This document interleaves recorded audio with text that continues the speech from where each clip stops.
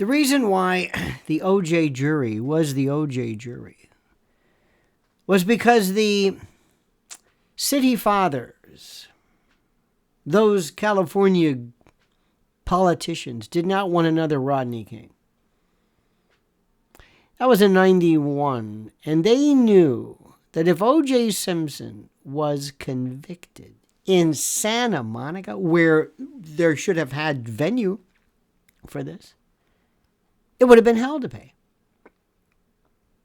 And somebody got to Gil Garcetti, the DA, and said, listen, we don't give a damn about venue or due process or what's in the best interest of criminal justice. O.J. Simpson cannot be convicted. Do you understand that? Do you understand that? Now, O.J. Simpson had absolutely nothing to do with the black community.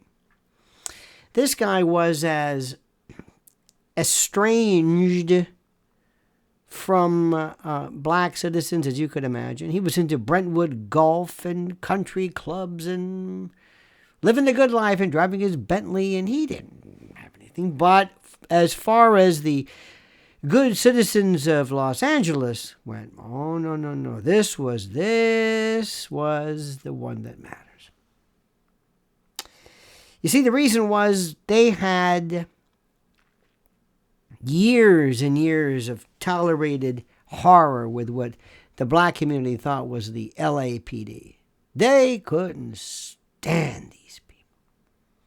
So for this particular case, which ultimately was changed, the venue to LA, you had 8 blacks, 2 Hispanics, 1 half Caucasian. This is from there's one particular report, a half Native American, and 1 Caucasian female.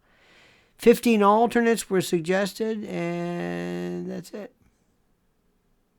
Now, you might say to yourself, well, that's a pretty caustic way of looking at it. Oh, no. The jury said, in essence, listen, white folks. Listen, white America. Listen, white criminal justice, with quotes around it. For years, we were hosed. Absolutely mistreated. We were so horribly defiled and just ignored time after time. And nobody cared about us. Nobody asked about us. Nobody thought, how did we feel about this? So now here's your O.J. Simpson case. And you want to see him convicted. Well, if you want to see him convicted, we don't. We don't care about O.J. Simpson one way or the other. We don't really care about that. But now we do. If you don't think this was racial, I remember on the day of the verdict, they did a split screen. They would say, now let's go to Howard University or Morehouse or what some institutionally famous black school. And let's go there. Let's see how they respond. Howard University, and the students were ecstatic. And then let's go to University of Alabama or I don't know where else. And it was like a funeral. Why would people have this much concern over a murder case? Isn't it justice people were after? Isn't it the apportionment of guilt? He killed these people. It may not be first-degree murder, but there was no doubt about it. Certainly second-degree, heat of passion, depraved mind. How could anybody be happy that he was acquitted? The same way some people were happy that John Gotti was acquitted. The same way that people become emotionally and historically and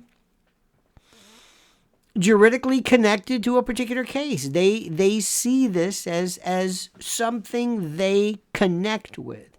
And you had also the most incompetent lawyers. Christopher Darden and Marcia Clark, they also did the, which is what we hear. Hey, look, he gets lonely. You spend a long time together. What are you going to do? They did some boneheaded moves. Unbelievable. How about if the glove don't fit? I talk about that one. You must acquit. I told Johnny Cochran one time, I said, if I were to have rephrased this, I would have said, yeah, and if you acquit, you're full of, just making a lot of noises here, which is fine. Adds to the texture of the explication. We'll talk more about that later. But to give you another idea of their race, Marcia Clark was told by jury consultants, listen, these black ladies don't like you. Black folks don't like you. I don't think anybody likes you. Maybe your mom would have stepped down. You go, oh, no. I'm not going to step down in the trial of the century. Oh, no. If I'm going to lose this, I'm going to, And she did. She just never connected. Never, ever. There was this weird kind of... She also did something which they told her, do not do this. She believed that she was going to perpetuate this idea that, or promote this idea that,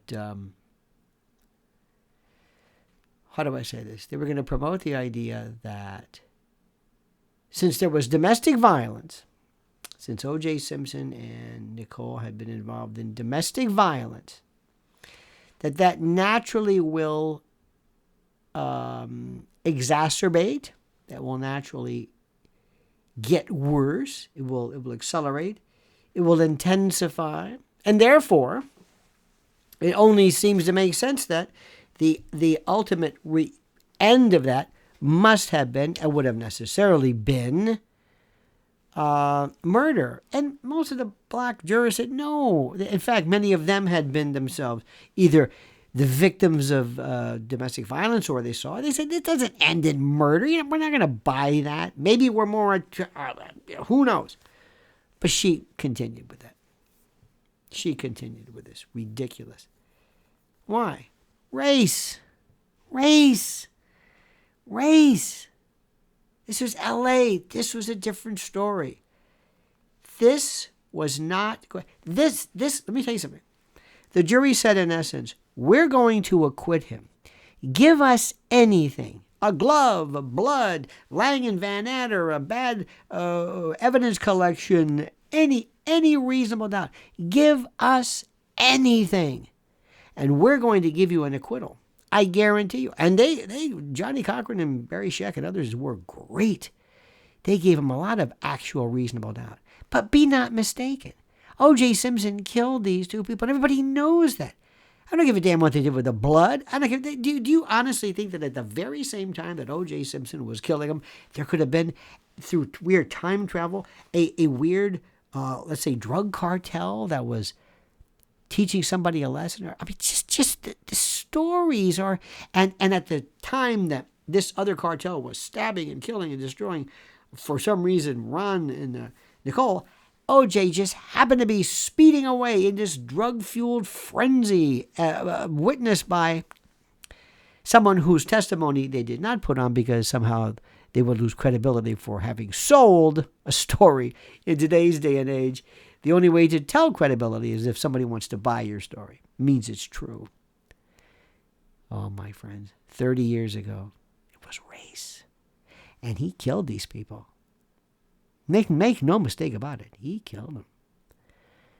All right, friends, thank you so much. Please like the video, subscribe to the channel, hit that little bell so you're notified of live streams and new videos. And whatever you do, I beg, beseech, implore, and import you and you to comment as you see fit.